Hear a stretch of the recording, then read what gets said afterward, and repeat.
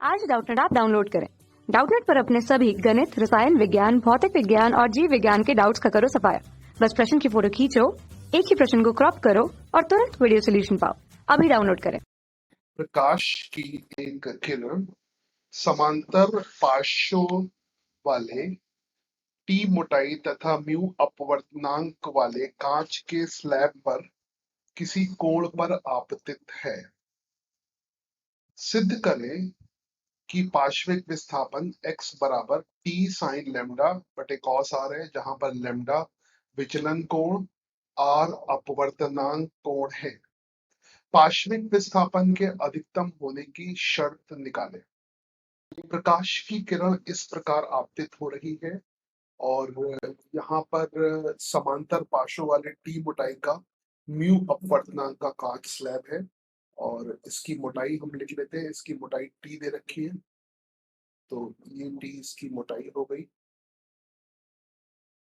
T मोटाई का है और म्यू इसका अपवर्तनांक है और प्रकाश की किरण इस प्रकार आपतित हो रही है।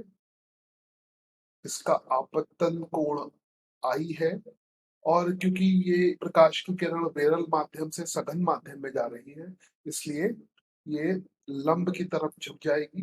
फिर यहाँ से सघन माध्यम से विरल माध्यम में आ रही है, इसलिए प्रकाश की किरण ऐसे अगर लंब बना दे, लंब से दूर हटेगी। यहाँ पर भी लंब है और इस लंब से दूर हट रही है।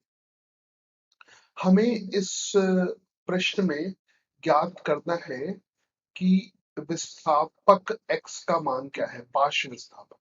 तो इसमें पार्श्व विस्थापक ये x हो जाएगा। यदि ये x है तो ये भी x हो जाएगा। ठीक है, इसको लंब को थोड़ी देर के लिए हम हटा देते हैं। अब यहाँ पर जो विचलन दिया है डेल, विचलन का मान होता है कि प्रकाश की किरण कितनी विचलित हो गई है उसके अनुसार।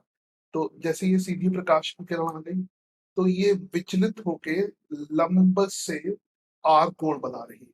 तो हम कह सकते हैं कि प्रकाश की किरण इतनी विचलित हो गई डेल के बराबर।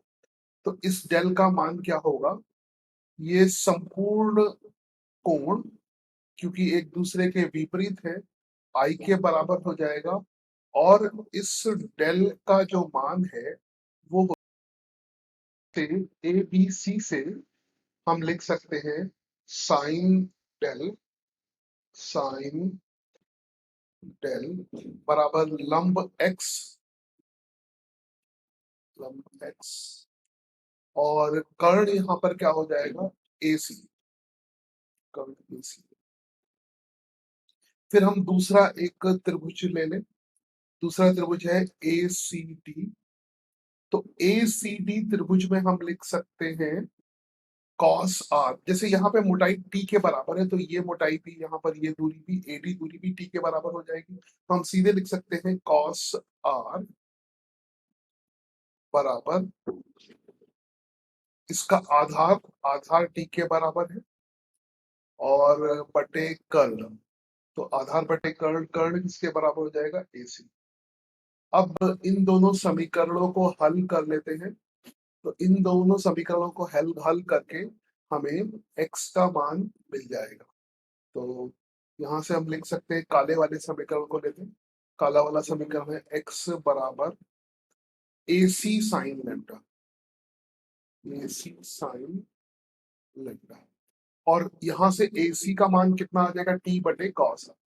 तो ये हो जाएगा x AC। तो AC का मान लाल वाले इक्वेशन से लिखते हैं t बटे कॉस।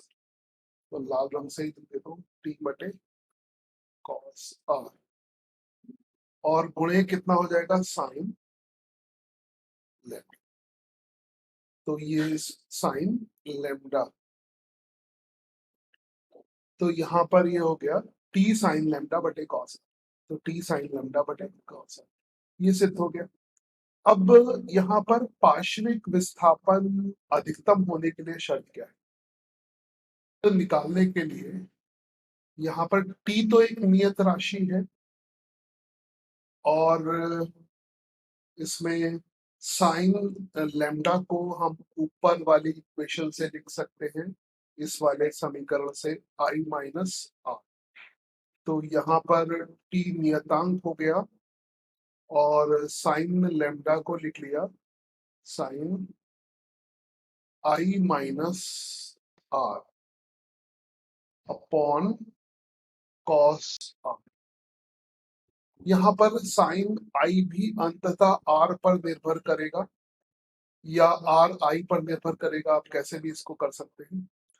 तो हम एक और संबंध निकाल सकते हैं, 1 साइन आई, क्योंकि प्रकाश की किरण यहाँ से निर्वात से ग्लास में जा रही है, इसलिए हम लिख सकते हैं स्नेल के नियम से 1 साइन आई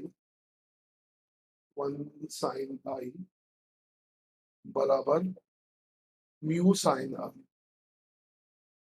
तो इसको हम इस सतह से भी लिख सकते हैं और इस सतह से भी लिख सकते हैं। तो अंततः आई भी आर पर निर्भर करेगा। इसका मतलब जो शर्त होगी एक्स के महत्तम होने की, अधिकतम होने की, तो अधिकतम होने की शर्त, क्योंकि एक्स जो है अंततः आर पर निर्भर करेगा, तो इसके महत्तम होने की जो शर्त है वो dx बराबर dr शून्य होना चाहिए। तो ये हमारी महत्तम होने की शर्त है। कक्षा 6 से 12वीं से लेकर नीट, IIT, JEE वो एडवांस के लेवल तक 1 करोड़ से ज्यादा छात्रों का भरोसा। आज ही डाउनलोड करें डाउटनेट ऐप या व्हाट्सएप करें अपने सारे डाउट्स 8400 400 400 पर।